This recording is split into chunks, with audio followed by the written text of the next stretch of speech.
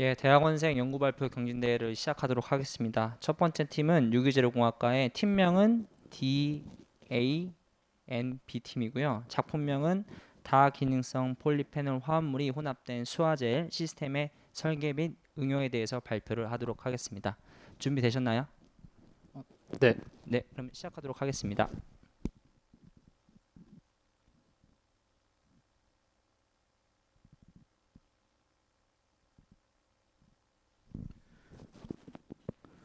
안녕하세요. 저는 유기재료공학과의 나노바이오 실험실 여용호라고 합니다. 저희 팀원으로는 이제 강민아 학생과 이수연 학생, 그리고 지도논문 교수님으로는 박원호 교수님입니다. 저희가 발표할 연구 주제는 이제 다기능성 폴리페놀 화합물이 함유된 수화젤 시스템의 설계 및 응용입니다. 목차입니다. 먼저 서론을 설명드리고 이제 세 가지의 연구에 대해서 설명드린 다음에 추후 실험에 대해서 설명드리도록 하겠습니다.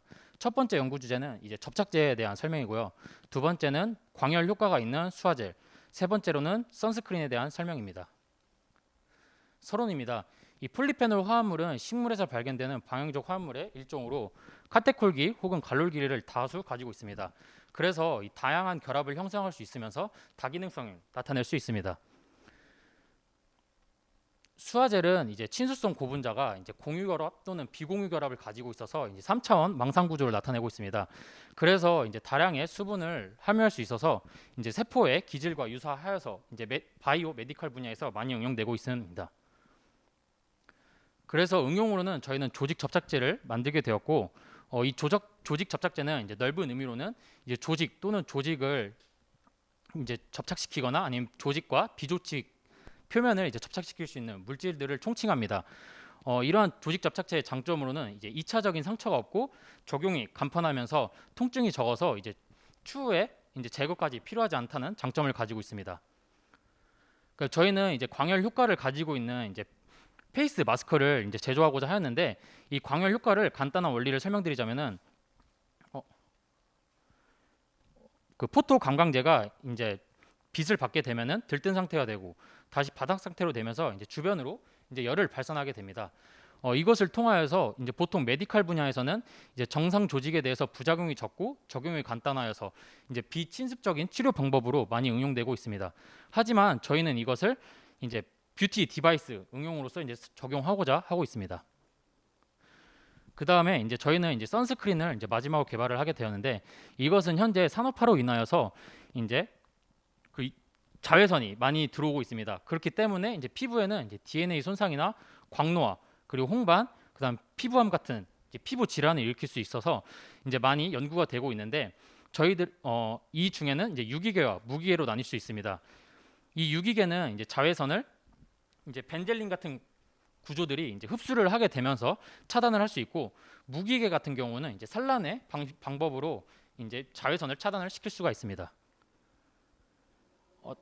먼저 이제 연구로 이제 접착제에 대해서 설명드리도록 하겠습니다. 저희는 이 폴리랄리라민을 고분자를 이용을 하게 되었고, 여기에는 이 카테콜기와 이제 갈롤 그룹을 가지고 있는 고분자들을 이제 각각 개질하게 되었습니다.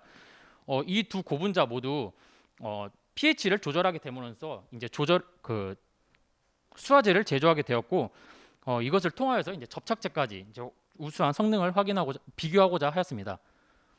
다음 보시는 바와 같이 이제 접착제 성질에 대해서 이제 비교를 한 데이터인데, 먼저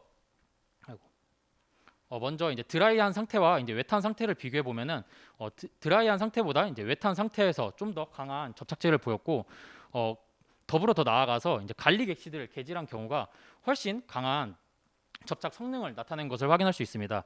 그뿐만 아니라 이 다양한 기판에도 적용하였을 때 접착 성능이 우수한 것을 관찰하였고, 대표적으로 이제 조직과 그다음 미카를 비교해 보았을 때, 조직 같은 경우에는 표면이 조직은 이제 단백질로 이루어지기 때문에 표면에 이제 아민 그룹과 이제 황화 그룹을 가지고 있습니다. 이 두 그룹은 플러스 차지를 띠고 있어서 이 갈룰 그룹의 마이너스 차지와 이제 상호적인 이제 인력을 통하여서 접착 능력을 뛰어나게 나타난 것이고, 미카엘 같은 경우에는 이제 마이너스 차지로 띠고 있다는 것으로 알려져 있음으로써 이 갈릭 액시드 간의 정전기적 반발력으로 이제 접착 능력이 조금 더 떨어진 것으로 관찰하였습니다. 그 다음에 이것이 수화제를 형성될 때 이제 이민 본드라는 것을 형성하게 되는데, 이 이민 본드는 이제 셀프 힐링의 이제 대표적인 본딩입니다. 보시는 바와 같이 수자재를 만들고 이것을 자른 다음에 붙이고선 익스텐션 시켰을 때 파단된 곳이 갈라지지 않고 잘 익스텐션 된 것으로 보아서 셀플링이 되었다 셀플링이 된 것을 확인하였고, BC와 DE는 각각 이거는 카테코를 개질한 경우, DE는 이제 갈롤 그룹을 개질한 경우 두 모두 셀프 힐링 능력이 있다는 것을 관찰하였습니다. 더불어 나아가서 이제 다기능성을 확인하기 위해서 이제 항산화 능력과 항균성 테스트를 해본 결과 모두 항산화 능력도 잘 나타나고 항균성 능력도 나타난 것을 관찰하였습니다. 다음은 이제 광열 효과가 있는 하이드로젤을 제조한 연구입니다. 먼저 전반적인 스킴을 설명드리고 이제 화학 구조를 설명드리도록 하겠습니다. 메틸셀룰로제에 이제 타닉 액시드를 넣어서 이제 페릭 이온과 37도씨에서 pH 7.4를 맞춰서 하이드로젤을 제조하였습니다. 이 안에는 수소 결합과 배위 결합 그리고 소수성 상호작용이 존재하고, 이 배위 결합 같은 경우에는 이제 pH에 따라서 이제 모노 컴플렉스냐 비스 컴플렉스냐가 나타납니다. 저희들은 이 pH 7.4를 맞추게 됨으로써 이제 트리스 컴플렉스를 나타나게 되었고, 그 더불어 이제 화학 구조를 비교해 본 결과 타닉 액시드, 페릭 이온 전부 FTI를 통하여서 잘 첨가되었다는 것을 확인할 수 있었습니다. 다음은 이제 젤레이션 템퍼러처와 젤레이션 타임을 관찰한 데이터입니다. 메틸 셀룰로즈에다가 타닉 액시드를 넣게 되면은 젤레이션 템퍼러처, 젤레이션 타임 모두 감소하는 것을 관찰할 수 있었고, 거기에 이제 페릭 이온을 넣게 되면은 오히려 젤레이션 템퍼러처, 타임 모두 증가하는 것을 관찰할 수 있었습니다. 이것을 이제 더불어 나아가서 그 광열 효과를 보면은 메틸셀룰로즈 타닉 액시드 같은 경우에는 이제 광을 조사했음에도 불구하고 젤이 형성되지 않았지만, 페릭 이온이 첨가되면은 젤이 형성되어서 흘러내리지 않은 것을 관찰할 수 있었고, 이 B와 C의 같은 경우에는 이제 광 조사 시간과 이제 농도에 따라서 온도 증가한 것을 플로팅한 결과 거의 50도 이상 증가하는 것을 관찰할 수 있었습니다.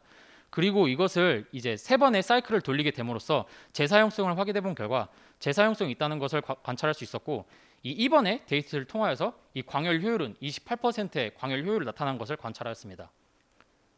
그리고 마지막으로는 항산화 능력과 항균성 테스트를 진행해 본 결과 이 모든 샘플들에서 이제 항균성, 항산화 능력이 있다는 것을 관찰하였고, 마지막으로는 이 LED, LG에서 이제 구입하여서 디바이스 기기와 이제 접목시켜 본 결과 MC 같은 경우에는 젤레이션이 일어나지 않아서 15분간 조사를 했음에도 불구하고 흘러내렸지만, MC TAFE는 온도가 증가된 것도 관찰하였고 젤레이션도 일어났다는 것을 육안적으로 확인할 수 있었습니다. 마지막으로는 이제 선스크린에 대해서 설명드리도록 하겠습니다. 저희는 이 선스크린 만들기 위해서 이 히알루론산에다가 이 타닉 액시드를 이제 단순 믹스처를 통하여서 형성하게 되었습니다. 이 속에는 이 히알루론산의 OH기와 타닉 액시드의 이 OH기 간의 이제 수소 결합으로 이 하이드로젤을 형성할 수 있었고, 이것은 이제 피부의 접착 능력과 이제 안티 UV, 항산화, 그리고 쿨링 효과까지 관찰을 하고자 합니다. 다음 FTIR을 보시게 되면은 이 타닉 액시드를 첨가하게 되면은 새로운 피크들이 나타나는 것을 관찰하게 됨으로써 타닉 액시드가 잘 첨가되었다는 것을 관찰할 수 있었고, 그뿐만 아니라 이 타닉 액시드 농도가 증가함에 따라서 저장 탐색률이 증가하는 것을 보아 이 타닉 액시드가 잘 첨가되어서 이제 수화젤의 강도 또한 증가되었다는 것을 관찰하였습니다. 다음은 이제 UV 특성을 관찰하기 위해서 UV 비스 스펙트로스코피를 통하여서 이제 확인한 데이터입니다. 다음 피규어 3의 AB를 보시는 바와 같이 타닉 액시드가 증가함에 따라서 330 나노미터의 이제 투과율을 관찰해 본 결과 점점 감소하는 것을 확인해 봄으로써 이 타닉 액시드가 이제 UV 블라킹에 효과가 있다는 것을 관찰할 수 있었고, 더불어 이제 피규어 4를 보시게 되면은 항산화 능력까지 있다는 것을 관찰할 수 있었습니다. 그래서 앞서 제조한 이제 히알론산과 타닉 액시드를 첨가하고 거기에 이 웨이트 퍼센트의 자일레토를 넣어서 이제 쿨링 효과가 있는지를 관찰하였습니다. 마지막에 이 2% 넣었던 것이 거의 마이너스 6.6도의 쿨링 효과를 관찰한 것을 이제 여기에 이제 B 데이터에 확인을 할 수 있었고, 그 더불어 이 피규어 6을 보시게 되면은 피부 수분도조차 좋다는 것을 확인하였습니다. 추후 연구에 대해서 설명드리도록 하겠습니다. 저희들은 이제 천연 고분자를 사용하는 실험실로서 전에 말씀드렸던 타닉 액시드와 이제 갈롤 그룹을 이제 개질을 하게 됨으로써 지금은 현재 3D 프린팅으로까지 지금 연구 진행 중에 있습니다. 그리고 또한 저희 실험실에서는 이제 전기 방사도 하고 있기 때문에 이 전기 방사를 형성을 할 때 같이 타닉 엑시드를 넣던지 아니면 갈롤 그룹을 넣던지 하거나 혹은 전기 방사 후에 코팅을 진행을 하여서 제조한 나노웹을 이제 티슈 엔지니어링이나 이제 드러그 딜리버리, 그 다음에 흡착제, 온도 드레싱까지 연구 진행 중에 있습니다. 네, 감사합니다.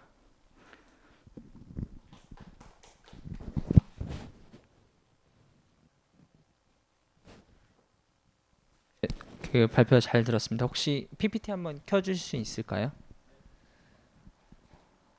그 저는 사실 주제에 대해서 좀 질문을 해드리고 싶은데 네. 다기능성의 어떤 폴리 페놀을 가지고서 지금 수화기를 만들었는데 왜 폴리페놀을 이용해서 수화기를 만들었는지 한번 설명해 주실 수 있을까요? 그 폴리페놀을 사용한 이유는 이제 일단 폴리페놀 자체가 요즘에 매우 곽광을 받고 있습니다. 왜냐면은 그 전에 말씀드렸다시피 이제 OH기가 매우 많아서 이제 물에 잘 분산이 될 수 있을 뿐만 아니라 그것이 이제 다양한 천연 고분자랑도 이제 상호작용이 많이 일어나고 있다는 것을 이제 저희들은 연구하면서 이제 알게 되어서 그걸 접목시키게 되었습니다.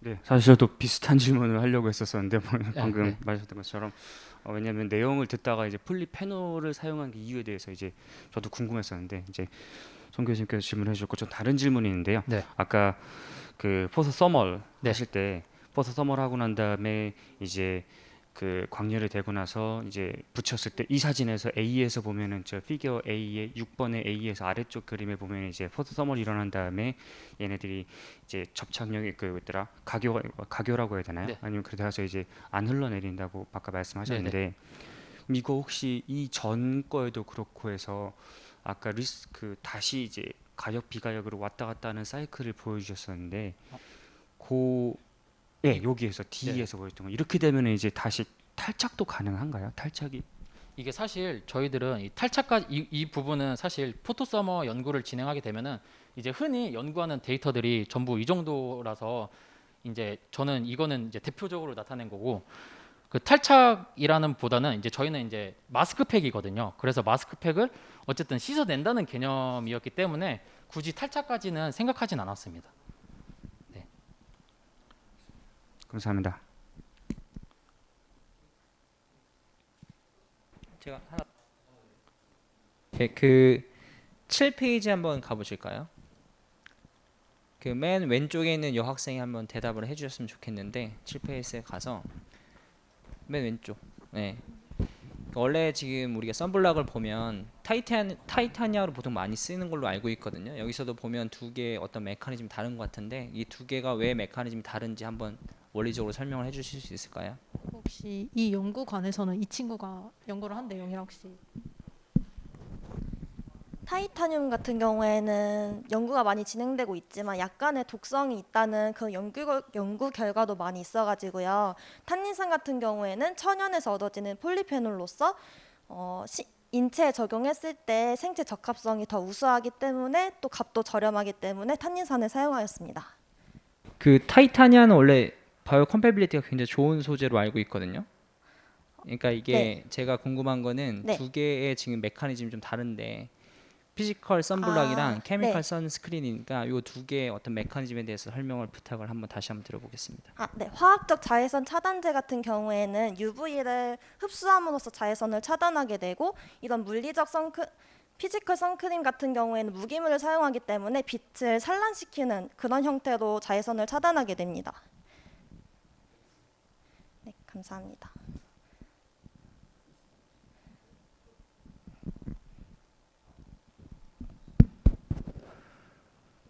저 궁금한 게 좀 있어서 그러는데요. 일단 요 부분에서 보면 제가 아까 너무 빨리 지나가서 캐치를 못했는데 어쨌든 이제 유기물 베이스에 UV 블락킹 뭐 하는 거를 만드신 거잖아요. 여기 보면은 근데 뭐 예시로 에이보벤존이라고 돼 있는 것 같아요. 그죠? 네. 그래서 뭐 혹시 예를 들면 저런 게 대표적인 뭐 많이 좀 보고된 그런 유기 베이스의 뭐 UV 블라킹 뭐 소재 같은데 네. 그런 거 비교를 하셨나요? 혹시 뭐 기존에 뭐 저렇게 뭐 진콕 사이즈 뭐 그런 거 말고 실제 이제 경쟁이 되려면 기술이 현재 있는 뭐 이슈는 이제 유기물 베이스의 뭐 연구들이 있는데 그것들과의 비교를 아까 좀 보여주셨나요?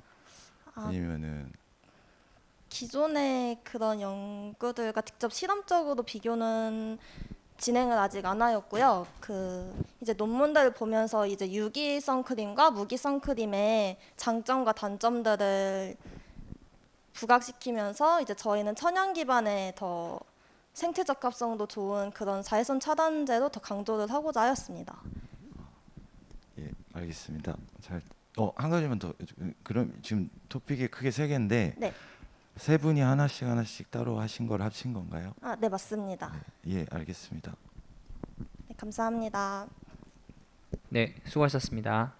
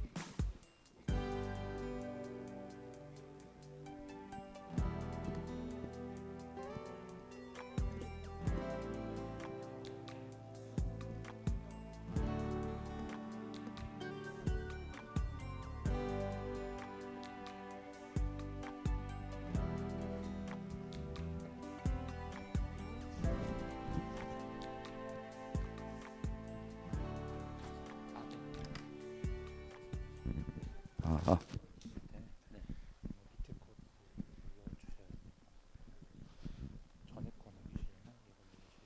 네.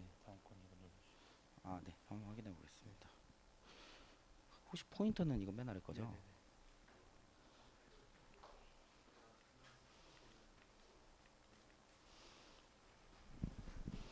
아, 아.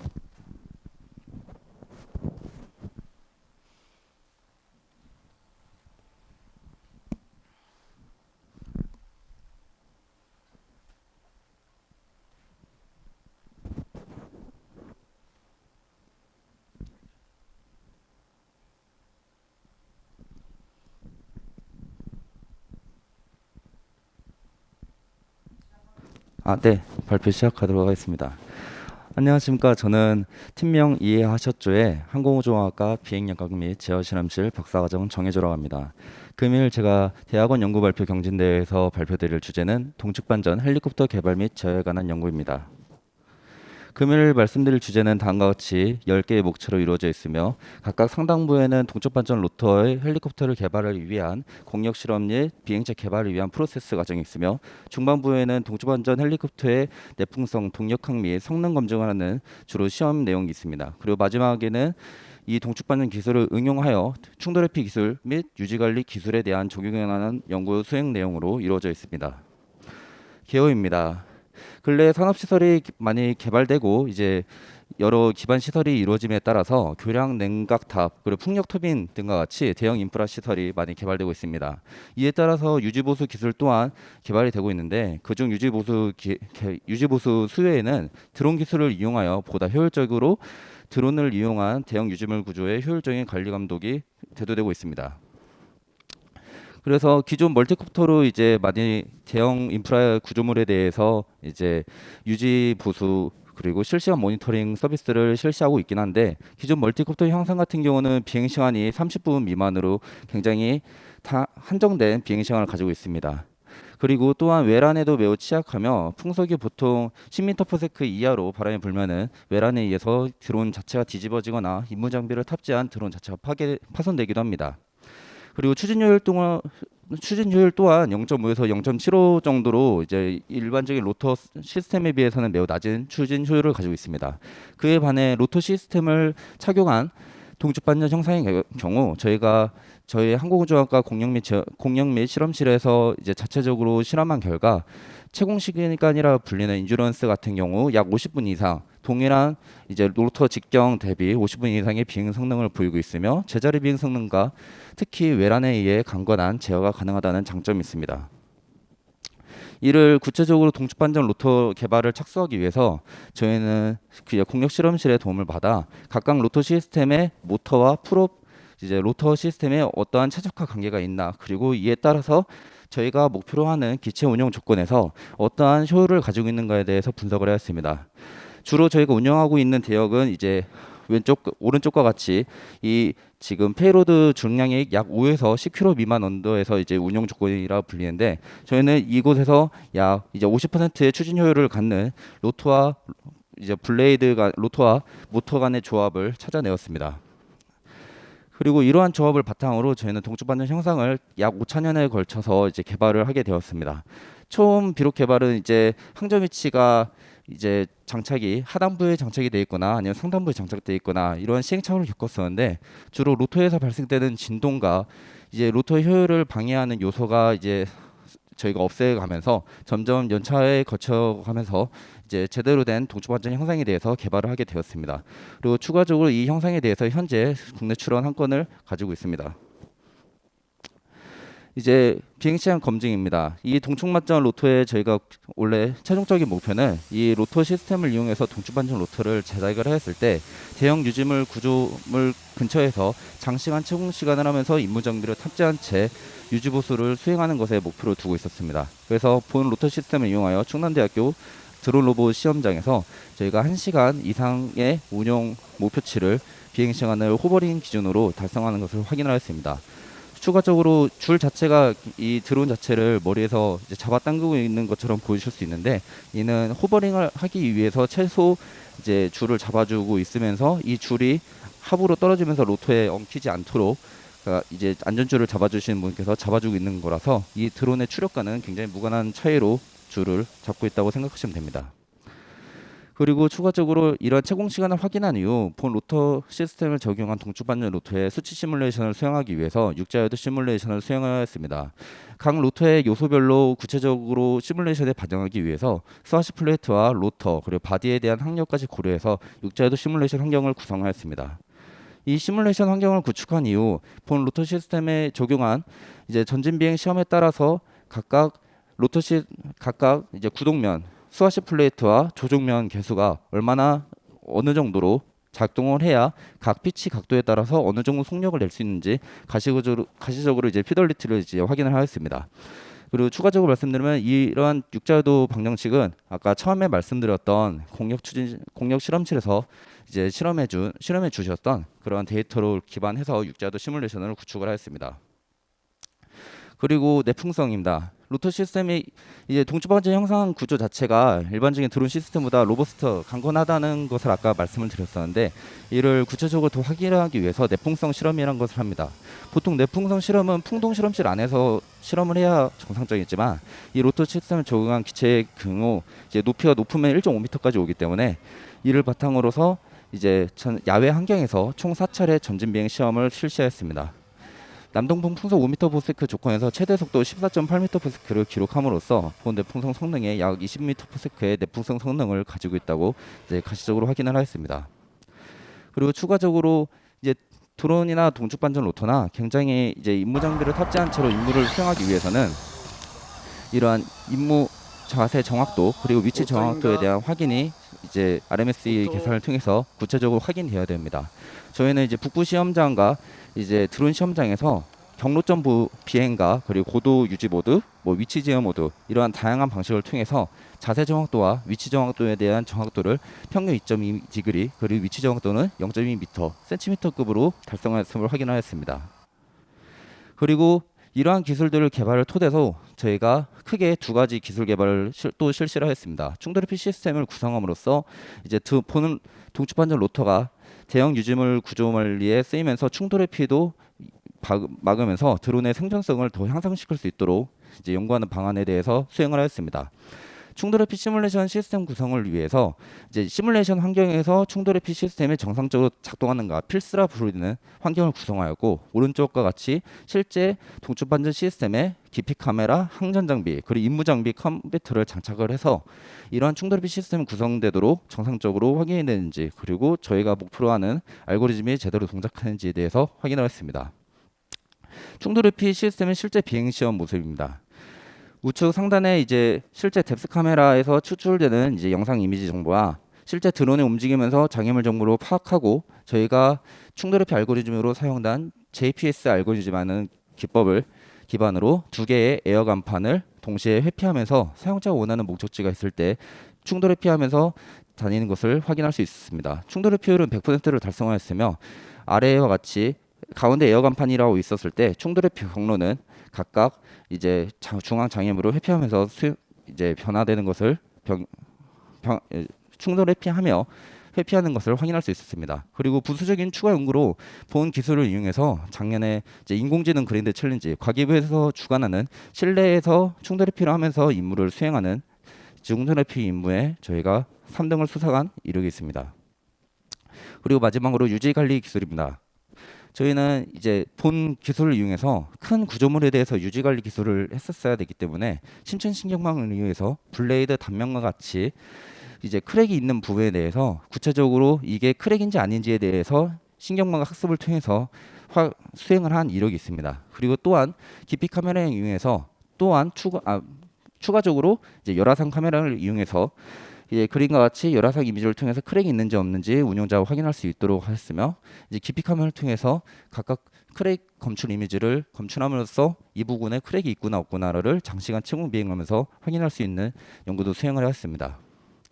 그래서 금일 발표드린 내용에 대한 결론입니다. 본 시스템을 개발하면서 동축 반전 로터 공력 실험을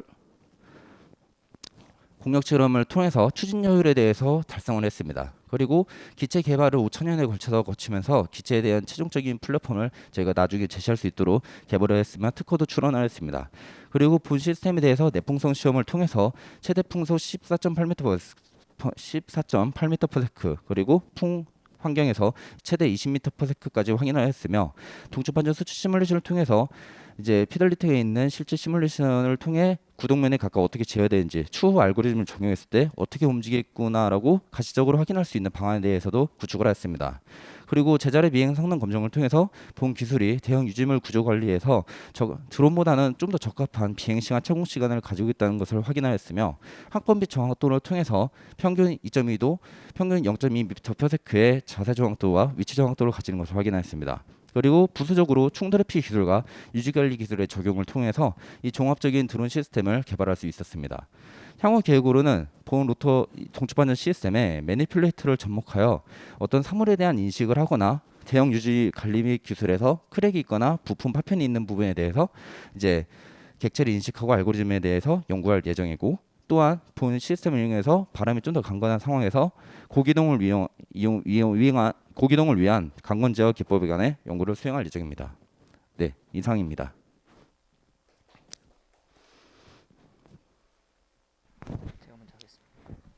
예, 발표 굉장히 잘 하셨고요. 제가 궁금한 건 크게 두 가지입니다. 사실 드론이 굉장히 많이 응용이 되고 앞으로 산업적으로도 발전이 할 가능성이 굉장히 높다고 생각을 하는데, 본인이 생각하는 드론 산업의 미래와 또 지금 말씀하신 어플리케이션 말고 다른 어플리케이션이 뭔가 있는지, 첫 번째 질문이 그거고요. 두 번째 질문은, 사실 저는 드론에 대해서 잘 모르지만 우리가 실제로 많이 보는 드론은 멀티콥터라고 하나요? 그 팔이 네 개 있는 친구, 그 친구를 굉장히 많이 사용하고 있다고 알고 있거든요. 지금 말씀하신 동축 이 드론과 그 드론에 어떤 차이가 있는 것을 본인이 연구하는 어떤 물리학이나 이런 기반으로 해서 한번 설명을 해주실 수 있을지 부탁드리겠습니다. 우선 첫 번째 질문부터 답해 드리도록 하겠습니다. 이제 드론에 대한 전체적인 시장 규모는 이제 약 15년 전부터 급속도로 성장을 해가면서 DJI라는 기업에서 선두에 나가면서 지금 있는 상황입니다. 하지만 구체적으로 이 드론이 실제 산업체에 적용이 됐을 때 얼마나 오래 날 수 있고 얼마나 이제 운용자가 원하는 곳에서 비행을 할 수 있는지에 대해서는 전혀 고려되지 않고서 개발이 되었기 때문에 실제 실험실 수준에서는 이 드론 시스템이 얼마나 더 강건하고 얼마나 더 정확하게 비행하느냐가 또 관건이지 않습니까? 그래서 이러한 산업 개발은 계속 확장되어 나가면서 결국 이 드론 시스템이 결국 UAM이라고 불리는 이제 사람이 타는 유인기 드론 시장이죠. 거기까지 확대됨에 따라서 점차 커질 것으로 이제 생각이 됩니다.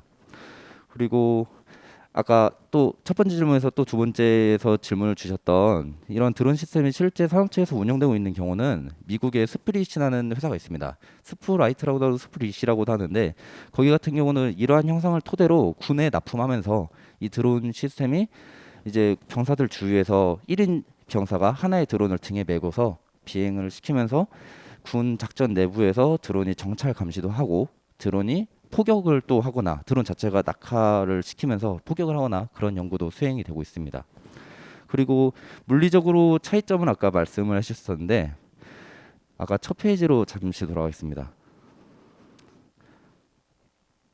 네, 물리적인 차이라고 보면은 이제 똑같은 로터 시스템이라고 보셔도 되는데, 엄연하게 이제 프로펠러와 로터 시스템은 주안점이 약간 다릅니다.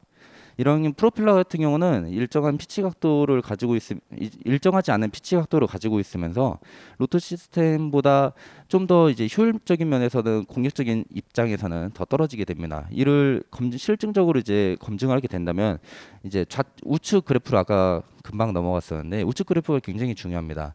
동일한 로터 직경, 탑뷰에서 봤을 때 로터 직경이라 했을 때 이러한 로터면이 많은 것에 대한 직경면과 동축 반전의 로터면에 대한 직경의 차이에 의한 채공 시간, 인듀런스의 차이는 다음 그림과 같이 동일한 700mm의 직경을 가졌을 때 약 지금 2배 넘게 차이가 나게 됩니다.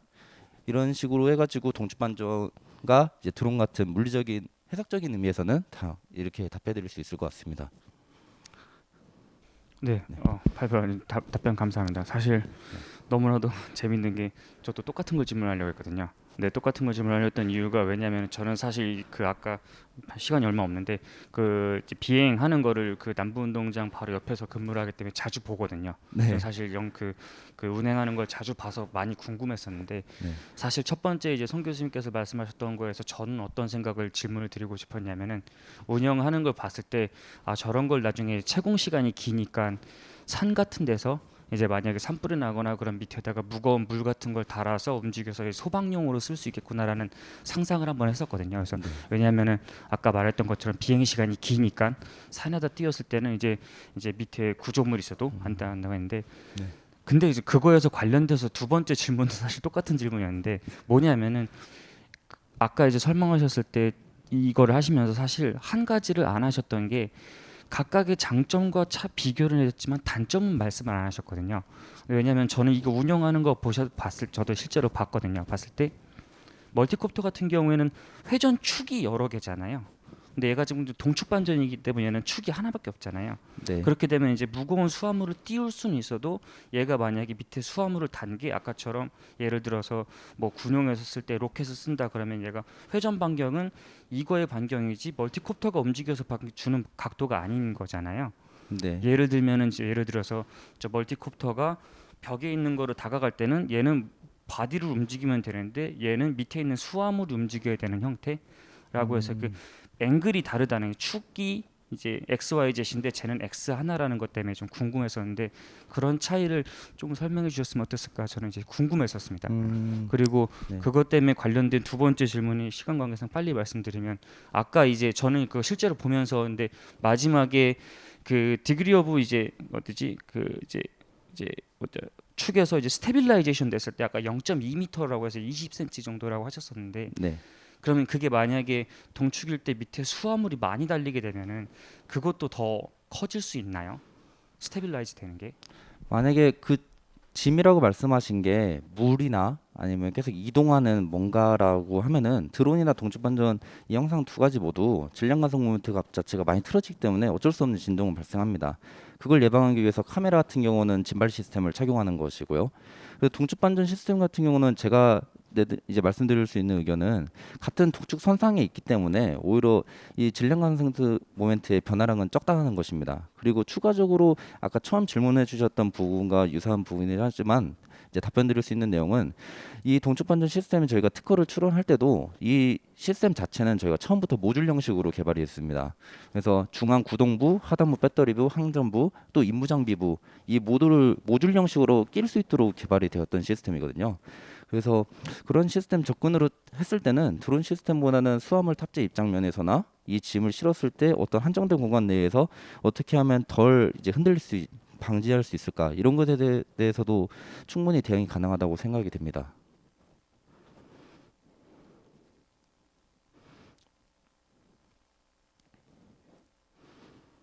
네, 감사합니다. 예.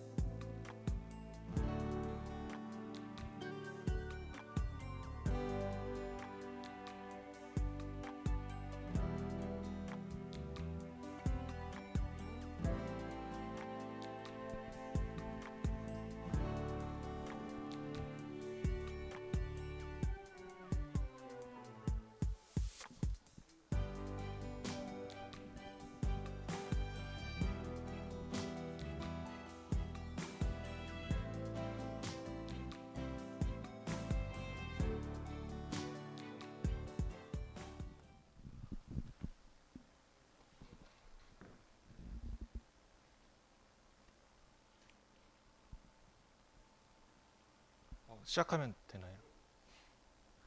네, 안녕하십니까. 저는 기계공학과 에코시스템의 발표자 김태영입니다.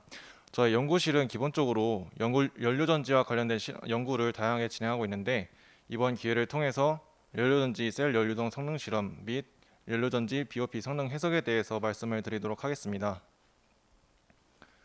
발표 순서는 다음과 같습니다.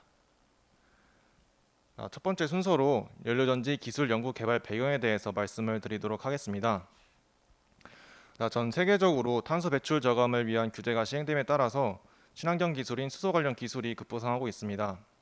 우리나라도 이에 발맞추어 지난 2019년 한국의 수소 경제 활성화 로드맵을 출범하게 되었습니다. 표를 보시는 바와 같이 전기차의 보급을 늘리고 충전소를 증설하며 수소의 공급을 늘리는 한편 대중화를 위해서 수소의 가격을 절감시키는 데 노력을 기울이고 있습니다. 수소 기술과 관련해서 우리나라는 연료전지에 있어서 선발주자를 달리고 있는데 연료전지는 전기를 통해서 동력원을 생산해내는 친환경 동력원입니다.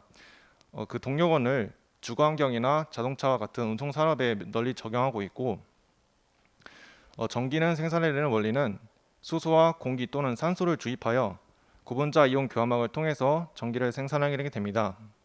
근데 전기를 생산해낸 배출물로서 순수하게 물만을 배출하기 때문에 친환경 동력원으로 불리는 이유입니다. 그렇다면 연료전지 시스템은 어떻게 구성이 되어 있는지 알아보도록 하겠습니다. 주된 장치로서 전기를 생산해내는 연료전지 스택, 그리고 연료 공급계, 계질기, 공기 공급계, 연료 저장 장치로 구성이 되어 있고 이 주 시스템을 유지하기 위한 수단으로 기계적 주변 장치와 전기적 주변 장치가 있는데 그에 해당하는 연료 교환기, 가습기, 펌프 등이 있습니다. 빨간 글씨로 표시한 부분은 이제 저희 연구실에서 주로 진행하고 있는 연구 장치들을 표시해 봤는데 이번 기회를 통해서는 거의 저희 각 팀 구성원이 담당하고 있는 장치 하나씩 말씀을 드리도록 하겠습니다. 자, 먼저 연료전지 스택과 관련하여 연료전지 셀 온스토 실험에 대해서 말씀을 드리도록 하겠습니다. 연료전지 셀 부품 구성도를 보면은 이 가운데에 아주 얇은 방막이라는 부품이 존재합니다.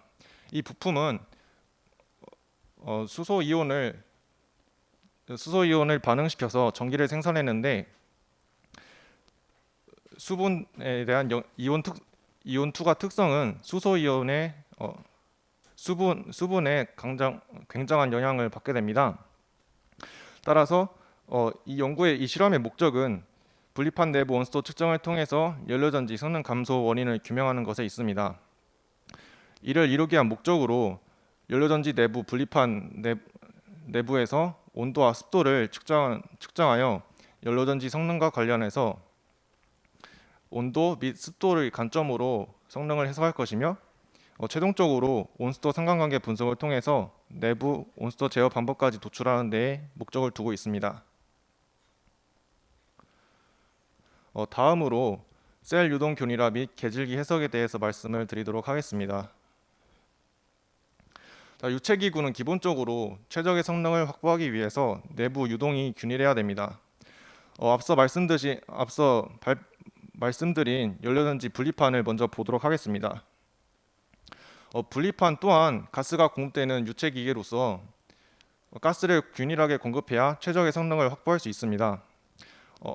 여러 형상을 통해 분리판의 여러 형상과 채널을 변화하면서 여러 해석을 진행하였고 지금 화면을 보이시는 바와 같이 각 채널마다 균일한 가스의 공급이 이루어지고 있는 것을 확인할 수 있었습니다. 다음으로 보이는 그림은 계질기 출구단의 압력 용기입니다. 압력 용기에는 계질이 된 가스가 일차적으로 모여서 최종 출구단을 통해 빠져나가게 됩니다. 압력 용기 내부의 균일화를 통해서 가스의 출구를 가장 효율적으로 하는데 그 목적을 두었는데 해석을 진행하기 위해 압력 용기의 높이라든가 출구단의 직경을 달리하면서 해석을 진행하였고 내부에서 양압과 부압의 차가 최소가 되어 가장 균일한 모델을 선정하게 되었습니다. 앞서 말씀드린 계질기관에 대해서도 해석을 진행하였습니다. 계질기관은 기본적으로 중고항력 메탄올 계질기인데 가운데 관으로는 반응물이 투입되고 외관으로는 열원이 투입되는 형상입니다. 해석을 진행할 때 간단히 하기 위해서 중심 축을 기준으로 2차원 해석을 하였습니다. 먼저 외부 경계 조건을 고정하기 위해서 자멸 특성과 현열 특성을 이용하여 해석을 진행해 봤는데, 자멸 특성의 경우 전체 길이에 걸쳐서 균일한 온도 분포를 보이는 것을 확인할 수 있었습니다. 그리고 내부의 경우 메탄올이 온도가 뜨겁게 주입하였을 때 가장 높은 계질 효과를 보여서 최종적으로 내부관에 대해서는 높은 온도의 조건을 갖고 외부관에 대해서는 자멸 특성을 이용하여 모델의 최적화를 이룰 수 있었습니다. 마지막으로 중공사막 가습기 및 실험 해석에 대해서 말씀을 드리도록 하겠습니다. 연료전지는 아까 말씀을 드렸듯이 수분에 대해서 굉장한 성능 변화에 민감합니다. 이 가습기는 그래서 가스에 대해서 수분을 공급하는 역할을 하는데, 보통 쉘 앤 튜브 형태를 들이며 수분 투과 특성이 있는 멤브레인을 사용하게 됩니다. 이 실험에 대한 목적은 연료전지 운전 조건에 대한 막 가습기 수분 투과 상강시를 도출하는 데 있었고, 이를 위해서 막의 개수와 길이, 그리고 온도와 압력 및 유량 조건에 대해서 실험을 여러 번 진행했습니다. 먼저 온도에 대한 실험 결과를 보도록 하겠습니다. 외부 다양한 조건은 동일하게 한 뒤 온도를 높였을 경우에 막으로의 수분 투과도가 확실히 증가하는 것을 볼 수 있었습니다. 다음으로 막의 개수에 대해서도 실험을 진행해 봤는데, 막의 개수가 높은 경우에 대해서 더 상당한 수분 투과도를 보였으나 막의 개수 대비 면적에 대한 효율 대비해서는 효율이 막의 개수가 낮을 때 더 양호한 특성을 보일 수 있었습니다. 마지막으로 쉘의 직경을 달리하면서 실험을 진행하는데, 쉘의 직경이 큰 경우는 기본적으로 확산에 대한 효과가 지배적이었고, 쉘의 직경이 작아짐에 따라서 확산과 함께 강제 대류에 의한 효과도 볼 수 있었습니다. 그렇기 때문에 강제 대류가 있는 유동에 대해서 더 좋은 성능을 보일 수 있었습니다. 앞서 진행한 실험을 바탕으로 모델을 검증하기 위해서 해석까지 수행을 해보았습니다. 유량을 달리하며 해석을 수행한 결과고, 기본적으로 유량이 높아질수록 수분 투과도가 증가하는 것을 볼 수 있었습니다. 근데 이 이유는 유량이 높아질수록 습공기 출구단에서의 상대 습도가 낮아지기 때문에 상대적으로 연료전지에 공급되는 수분율은 높아지는 모습을 보인 것입니다. 다음으로 막의 개수와 길이, 그리고 유동 배열에 대해서도 모델 해석을 검증해 보았습니다.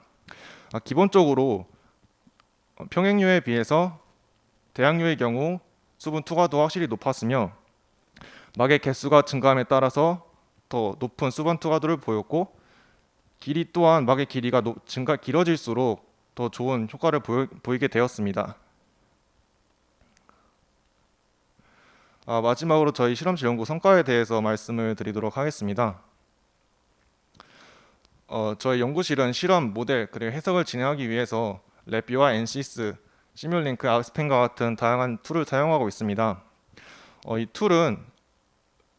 툴을 직접 다루기 때문에 연구 결과의 검증이라든가 개선을 통해서 연구에 역량을 기를 수 있고, 실제적으로 저희 실험실에서 진행되는 연구들은 현대자동차, 그리고 한국자동차연구원, 국방과학연구소 등과 같은 기업체들과 진행하고 있기 때문에 연구 단계에서 그치는 게 아니라 실제 상용화 단계까지 바라보고 있는 아주 자부심을 갖고 연구를 진행하고 있습니다. 연구 결과를 가지고 학회에 나가서 다양한 수상을 하고 있고, 국내외적으로 논문을 게재하기도 있습니다. 이상 발표를 마치겠습니다.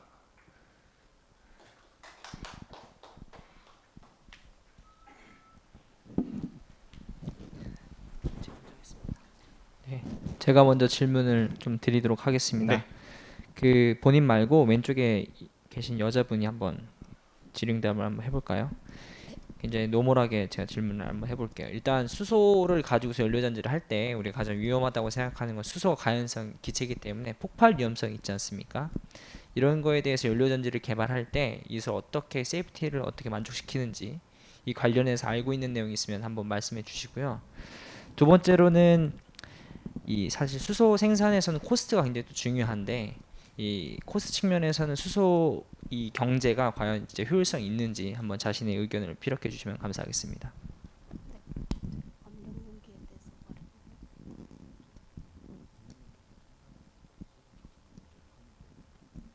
저희 그 압력 용기에 대해서 이분이 해석을 진행하고 있는데 그쪽 배경을 좀 더 잘 알기 때문에 답변을. 처음에 말씀하신 게 이제 수소 저장 용기에 대한 안전성 문제랑 그다음에 이제 수소 생산에서 비용 문제에 대해서 질문해 주신 거 맞죠? 그래서 이제 수소 저장 용기를 개발할 때는 이제 CFRP라고 이제 강화된 탄소 섬유를 사용을 합니다. 그래서 요 부분에 있어서는 이제 저희가 이제 해석적으로 이제 검증을 한다기보다는 이제 그 소재 개발을 위해서 힘써주는 다른 분들이 있고, 그리고 이제 수소 생산 측면에서는 현재는 이제 그레이 수소 시대라고 하는데 이제 화석 연료를 사용해서 이제 개지를 통해서 수소를 생산을 합니다. 근데 이거는 이제 완전한 에너지 독립을 탄소로부터 에너지 독립을 이룩하지 못한 거기 때문에 이제 멀리 봐서는 이제 신재생 에너지 시대에서 생성되고 남은 잔여 전력을 이용해서 수전의 기술을 이용한 이제 완전한 탄소로부터 자립을 하는 것을 목표로 개발하고 있습니다.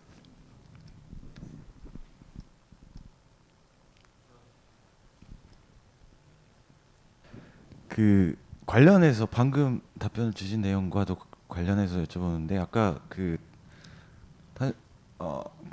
탄소 강화 뭐 저장 뭐 스토리지 그게 근데 제가 이게 연료전지가 뭐 그 차량용이나 그 모빌리티에도 쓰일 수 있고 아니면은 뭐 어떤 건물의 발전용으로 쓰일 수도 있는데 제가 생각할 때는 탄소 쪽 계열이면은 모빌리티 쪽에 들어가는 게 맞는 것 같은데 자가 발전용에는 왜 거기도 동일한가요?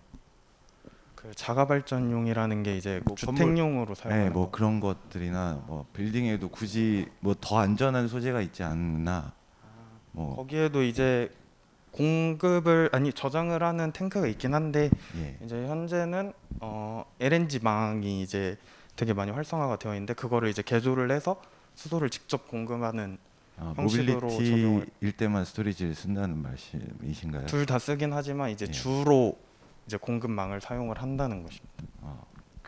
그리고 개인적으로 궁금한 거는 네. 이게 뭐 이렇게 건물 같은 데서 발전을 하는 시기나 아니면은 차량용으로 뭐 아직 많이 안 나왔지만 들어가는 거나 그런 모빌리티 쪽이나 어떤 쪽이 훨씬 전망이 있나요? 아니면 단순히 두 개 말고 또 다른 뭐 미래 응용 가치나 마켓이 있나요? 이제 뭐 모빌리티 쪽은 현대나 이제 두산 모빌리티 이노베이션 이런 쪽에서 집중을 하고 있고 이제 건물용이나 발전용에는 이제 두산 퓨얼셀이라고 이제 그쪽에서 집중적으로 발전을 하고 있는데 이제 두 가지 측면에서 이제 발전을 하기 위해서 이제 목표를 설정을 하였기 때문에 이제 어느 쪽이 더 전망이 있다라고 말씀을 드리기는 좀 어려울 것 같습니다. 그러면은 다른 질문 그 연료전지 내에서 그냥 네. 스택 안에서 뭐 이렇게 막 상용화가 많이 일어나기 위해서 가장 좀 뭐 개선해야 될 난제 부분 파트가 어느 쪽인가요? 이 질문에 이제 제가 답변을 드리도록 하겠습니다. 현재 연료전지는 현대자동차에서 가장 모빌리티 산업 쪽에서 가장 많은 투자와 연구 개발을 하고 있습니다.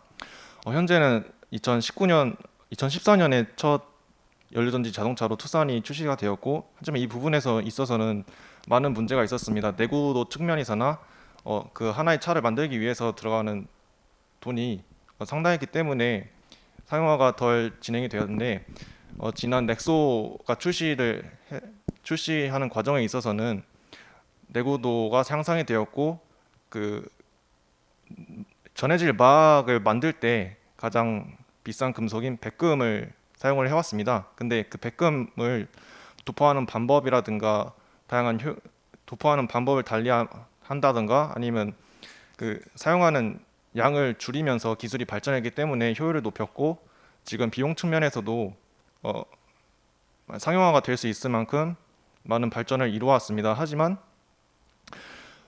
아직 더 나아갈 부분은 엔진 내연기관처럼 10년, 20년 이 정도로 내구성을 지니기에는 부족한 부분이 사실입니다. 네, 그래서 현재 가장 연구 개발이 이루어져야 할 단계는 모빌리티에 있어서 연구 개발 스택의 내구성이라고 말씀을 드리고자 합니다. 네, 감사합니다.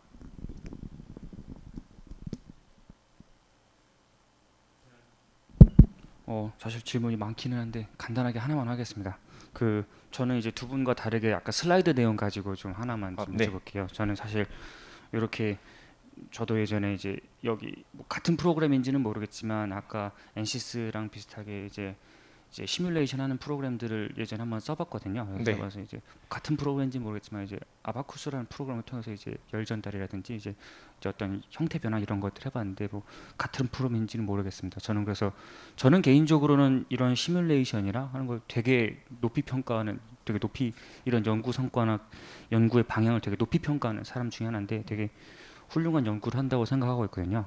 근데 아까 이제 설명하셨던 거에서 한 가지 궁금했던 게 이 전전전 슬라이드인가에서 보면은 이제 여기군요. 여기서 이제 설명하셨을 때 사실 이 전장에서 설명하셨던 거랑 이어지는 건데 여기서 이제 한마디로 설명할 때 궁금했던 게 왼쪽 표에서 보면은 wet air flow rate를 얘기를 할 때 이제 wet air flow rate가 올라가면서 이게 증가된다라고 했는데 막상 증가되는 게 이제 수직적으로 이제 리니어하게 증가되는 게 아닌 것처럼 보이는데 요 얘기할 때 아까 어떤 얘기를 했었냐면은 양만 얘기했는데 혹시 압력이라든지 그에 따라 증가하는 압력, 왜냐하면 이 전장에서도 막의 수가 증가할수록 증가한다고 했지만 막의 수가 증가하면 분명히 압력이 달라질 거고 그 다음에 여기서도 이제 인렛과 아웃렛이 다르게 되면 분명히 안에서 이제 어떤 터뷸런스라든지 아니면 이제 회오리 같은 게 생길 텐데 그런 이제 압력과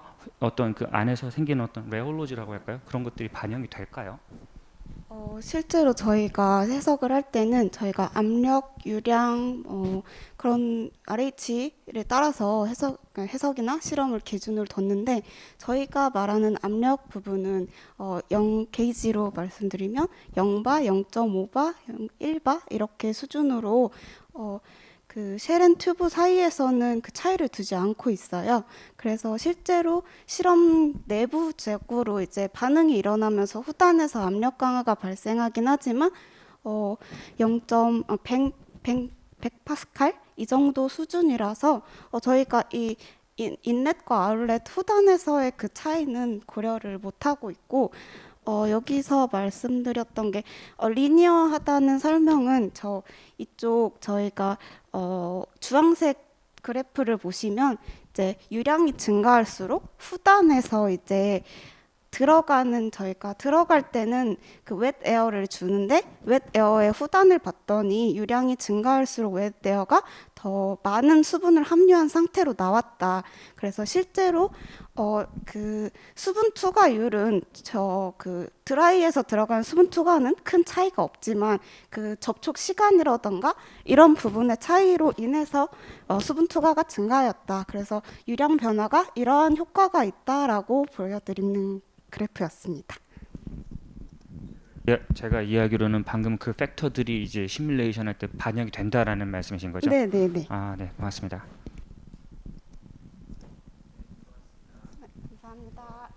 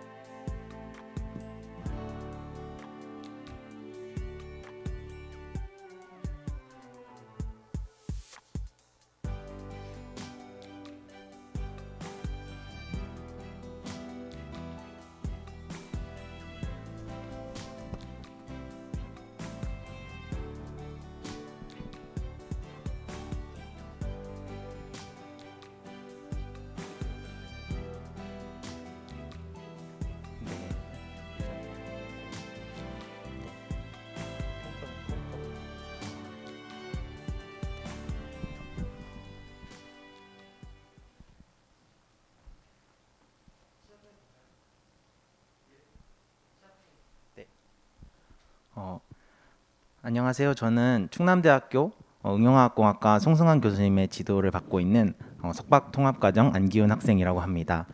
저희는 이번 2021년도 충남대학교 대학원생 연구 발표 경진대회에 Development of Non-Flammable Electrolyte for Safe and High Performance Lithium-ion Battery라는 주제로 배터리를 통하여 더 나은 에너지를 만들자 배터리라는 주제 팀 이름을 가지고 옌하이 티트렌 그리고 곽세현 학생과 함께 참여하게 되었습니다. 저희의 발표 목차는 다음과 같습니다. 첫 번째로 연구 배경과 연구 목표입니다. 전 세계적으로 산업화를 통하여 많은 온실가스가 배출되고 있습니다. 그리고 이를 위하여 2015년 파리 협정을 통하여 분야별로 온실가스 감축을 시도하고 있습니다.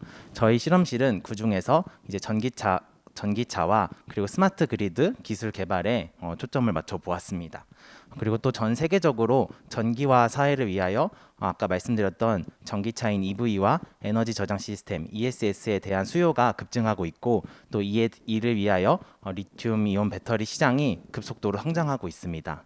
그래서 저희는 이 부분에서 탄소 배출 제로 사회를 위한 열쇠는 리튬 이온 배터리 LIB에 있다고 생각하고 있습니다. 그리고 현재 배터리에 대한 수요가 증가됨에 따라 다음과 같은 많은 이슈들이 발생하고 있습니다.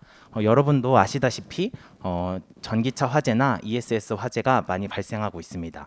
이 화재에 대한 원인은 불분명하지만 저희가 생각하였을 때 이 배터리 내 요소 중 하나인 가연성 유기용매가 이제 화재의 연료 역할을 하여서 이제 화재가 발생한다고 생각을 하고 있습니다. 그래서 저희는 이 부분에서 불연 전해액이 필요하다라고 생각을 하였습니다. 그리고 또 전기차 구입 시 소비자가 가장 많이 중요하게 생각하는 요인 중 하나는 최대 주행거리입니다. 이 최대 주행거리는 LIB의 에너지 덴시티와 큰 관련이 있습니다. 이 에너지를 높이기 위해서는 용량이 높고 또 구동 전압을 많이 높여야 합니다. 하지만 현재 가장 많이 쓰이고 있는 니켈, 코발트, 망간, 삼성분계, 양극재 같은 경우에는 고전압으로 갈수록 용량은 높아지지만 용량 유지율이 많이 감소하는 것을 연구적으로 많이 밝혀지고 있습니다. 그래서 저희는 이 부분에서 높은 전압에서도 구동이 가능한 배터리의 개발이 필요하다라고 생각을 하였습니다. 다음과 같은 연구 배경들을 통하여서 저희의 연구 목적은 다음과 같습니다. 안전한 LIB를 위하여 현재 가연성 상용 전해액에서 불연성 전해액으로 대체를 하고 또한 상용 작동 전압인 4.2V 이상인 높은 전압에서 배터리를 구동하며 또한 다양한 온도 범위에서도 구동이 가능한 전해액을 개발하는 데 연구 목표를 두었습니다. 다음으로는 저희가 개발한 전해액의 디자인 컨셉입니다. 첫 번째로 저희는 전해액의 산화 안정성을 높이기 위하여 현재 상용 전해액에서 많이 쓰이고 있는 선형 카보네이트인 EMC와 DEC의 말단기를 CF3로 치환하는 것을 생각을 해보았습니다. 다음과 같이 CF3로 말단기를 치환하였을 경우 계산화학을 통하여 호모 에너지 레벨이 낮아져 산화 안정성이 향상되는 것을 확인할 수 있었습니다. 또한 이를 실험적인 LSV 방법을 통하여 상용 전해액 대비 저희가 개발한 전해액이 더 높은 전압까지의 산화적인 안정성을 가진다는 것을 확인할 수 있었습니다. 다음으로는 저희가 개발한 전해액이 실제로 불이 붙는지 안 붙는지를 확인하기 위해 토치의 불을 이용하여 자가 소화 시간 실험 SET 실험을 진행하였습니다. 다음의 비디오를 보시도록 하겠습니다.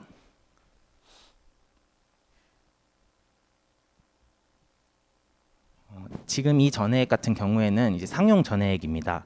상용 전해액은 한 번의 토치를 통하여 불을 붙이면 계속해서 이 전해액이 다 탈 때까지 불이 붙게 됩니다. 하지만 저희가 개발한 이 두 번째와 세 번째 동영상의 경우에는 두 번째와 세 번째 동영상 틀어주시겠습니까? 네. 저희가 개발한 전해액 같은 경우에는 여러 번의 토치를 통하여 불을 붙였음에도 불이 붙지 않는 것을 확인할 수 있었습니다. 저희는 이를 통하여 저희가 개발한 이 전해액이 불연성을 갖고 있음을 확인할 수 있었습니다. 네, 그래서 저희는 이렇게 개발한 이 불연 전해액을 배터리로의 적용과 또 배터리에서 어떤 역할을 하는지에 대해서 알아보았습니다. 첫 번째로 저희의 연구 목표였던 높은 전압과 또 다양한 온도 범위에서 이 배터리가 구동하는지 확인하기 위해 다양한 조건 속에서 테스트를 진행해 보았습니다. 다음과 같이 상용 전압인 4.2V보다 더 높은 전압인 4.5V 그리고 4.45V에서 불연 전해액을 가지고 구동한 배터리의 경우 상용 전해액을 사용하여 만든 배터리보다 더 용량도 높고 또 용량 유지율도 더 높아지는 것을 확인할 수 있었습니다. 그리고 또한 25도인 상온 외에 고온인 45도와 또 영하의 온도인 10도에서도 불연 전해액을 사용했을 경우 성능이 향상되는 것을, 또 특히 영하 10도에서 성능이 많은 향상이 일어나는 것을 확인할 수 있었습니다. 저희는 이 전해액이 과연 배터리 내에서 어떠한 영향을 미치길래 성능이 향상되는가를 알아보기 위하여 각각 양극과 음극을 분석해 보았습니다. 양극의 경우 SEM 이미지를 보시면 상용 전해액을 사용했을 경우에는 이 양극의 입자가 부서지는 것을 확인할 수 있었습니다. 하지만 이에 반해 저희가 개발한 불연 전해액을 사용했을 경우 이 입자가 충방전 실험 이후에도 유지되는 것을 확인할 수 있었고 이 양극의 표면에 막이 형성되는 것을 확인할 수 있었습니다. 저희는 이 막을 분석하기 위해 FTIR과 XPS 분석을 하였습니다. 다음과 같은 분석을 통하여서 이 막이 유무기 복합층으로서 형성이 되었고 또 이 막을 통하여 양극의 표면이 안정화되어 이제 구조 변화를 또는 구조 파괴를 억제하였다고 입증하였습니다. 그리고 또한 음극에서의 구조 변화를 관찰하기 위해 라만 분석을 진행하였습니다. 다음에 보이시는 것처럼 아래가 프리스틴 그리고 위에가 상용 전해액, 위에가 불연 전해액입니다. 불연 전해액을 사용한 음극에서는 상용 전해액을 사용하였을 때보다 프리스틴 대비 구조 변화가 많이 억제되는 것을 확인할 수 있었습니다. 저희는 양극에서의 구조 변화를 좀 더 자세히 확인하기 위해 TEM 분석을 진행하였습니다. 왼쪽에 보이시는 이 그림은 이제 상용 전해액을 이용하여 구동했던 양극의 표면입니다.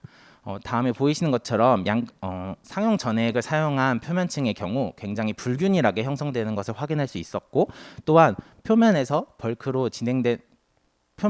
벌크까지 원래 양극의 입자 구조인 레이어드 스트럭처를 유지하지 못하고 스피넬 구조 그리고 락솔트 구조로 구조가 퇴화되는 것을 확인할 수 있었습니다. 하지만 이에 반해 저희가 개발한 이 불연 전해액을 사용할 경우 이 표면층이 균일하게 형성되는 것을 확인할 수 있었고 또한 표면부터 벌크까지 또 구조가 레이어드 스트럭처로 유지가 되고 또 표면 부분도 스피넬 구조로 구조의 퇴화를 억제하는 것을 확인할 수 있었습니다. 그리고 아까 보여드렸던 그 성능 사이클 부분에서 가장 성능 차이가 많이 보였던 영하 10도에서의 진행했던 그 배터리들을 분석을 해보았습니다. 양극의 경우에는 XRD 분석을 통하여서 양극의 구조 변화가 상용 전해액이 아닌 불연 전해액을 사용했을 경우 구조 변화가 억제되는 것을 확인할 수 있었습니다. 가장 큰 차이점은 흑연 음극에서 볼 수 있었습니다. 상용 전해액을 사용할 경우에는 이 전극 표면에 리튬 플레이팅이 발생하는 것을 확인할 수 있었습니다.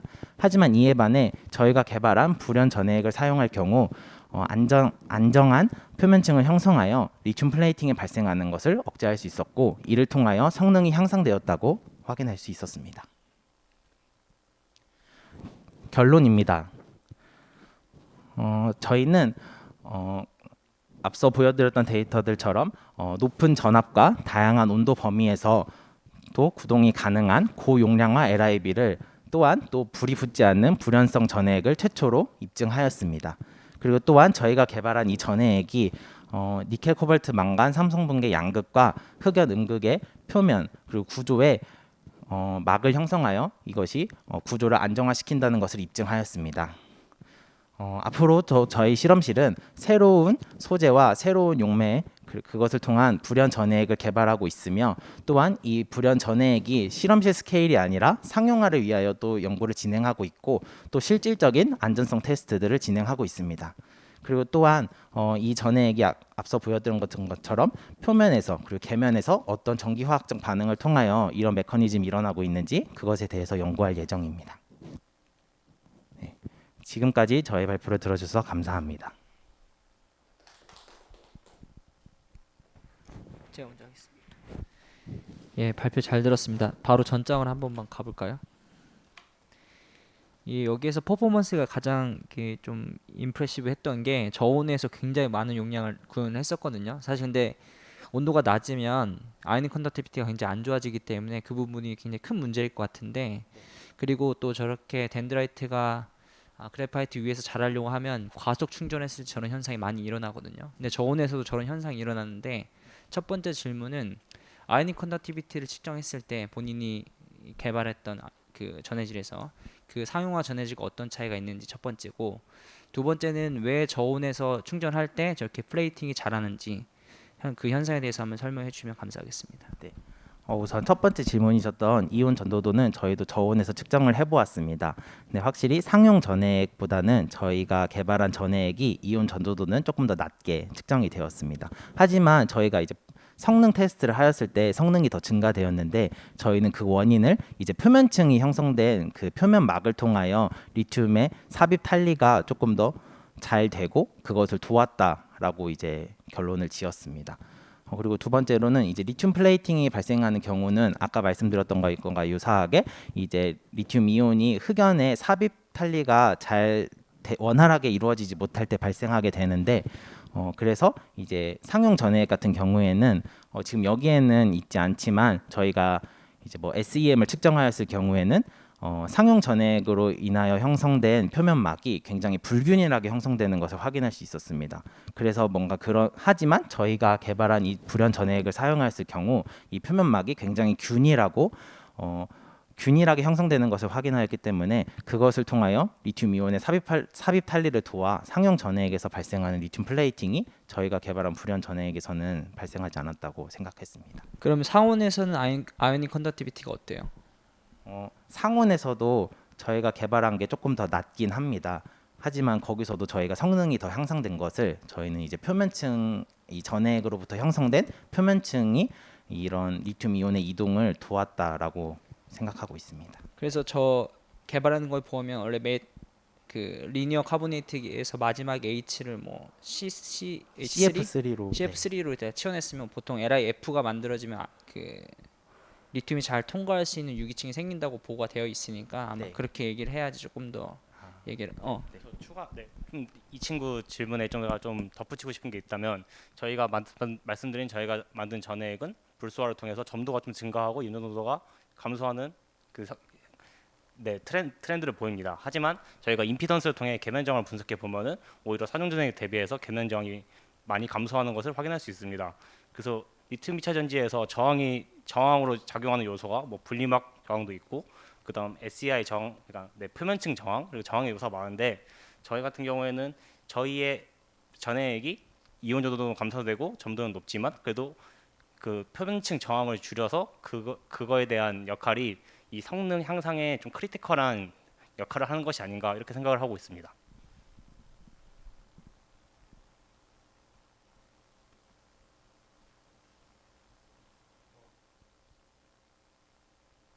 사실 그 송진 교수님께서 워낙 전문가셔서 되게 크리티컬한 질문을 많이 해주셨는데, 저는 그냥 좀 간단한 단순한 질문을 하나 드리고 싶었는데, 아까 이제 케미칼 이제 엔드 모이어티를 살짝 이제 바꾸시고 그런 다음에 이제 하셨는데, 저는 좀 공정적인 입장에서, 공정을 한다는 입장에서, 왜냐면 이제 얘도 어떻게 보면 나중에 디바이스를 만들어서 테스트를 하시잖아요. 보통 이제 일렉트롤라이트라고 하는 어떤 이제 물질을 바꾸게 되면은 우리가 공정을 생각할 때도 좀 달라지는 게 있을 것 같거든요.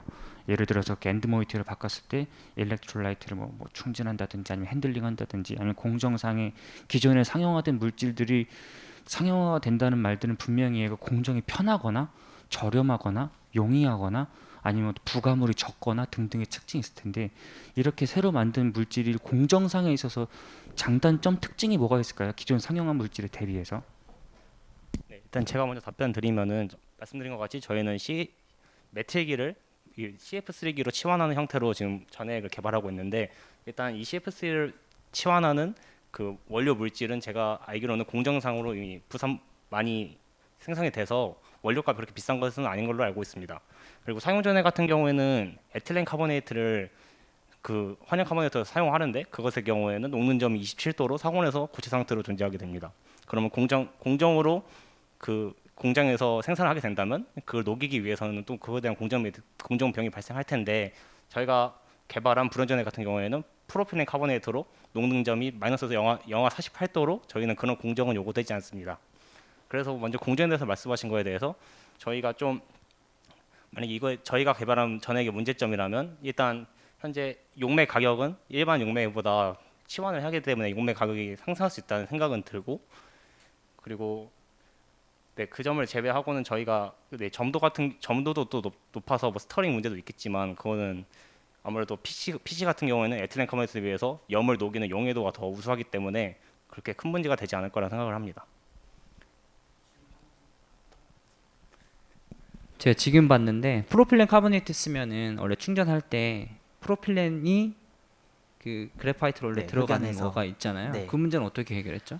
저희도 이제 저희가 이 전액을 개발하면서 이제 PC를 선택하게 된 이유는 이제 뭐 여러 가지 문제점도, 원래 PC 자체가 이제 그래파이트에서 리튬과 함께 이제 들어가서 이제 흑연층을 파괴한다라고 이제 밝혀져 있습니다. 하지만 저희가 이 개발한 용매들과 함께 썼을 때는 그런 현상이 발생하지 않았고 또 충방전 성능이 굉장히 우수하게 나왔는데, 저희는 그래서 이 부분을 이제 이런 FEMC와 이 DF-DEC는 이 치환된 카보네이트가 이제 표면층을 형성하여 PC보다 먼저 표면층을 형성하여서 PC가 리튬과 함께 흑연으로 삽입되는 것을 막는다라고 이제 확인하였습니다.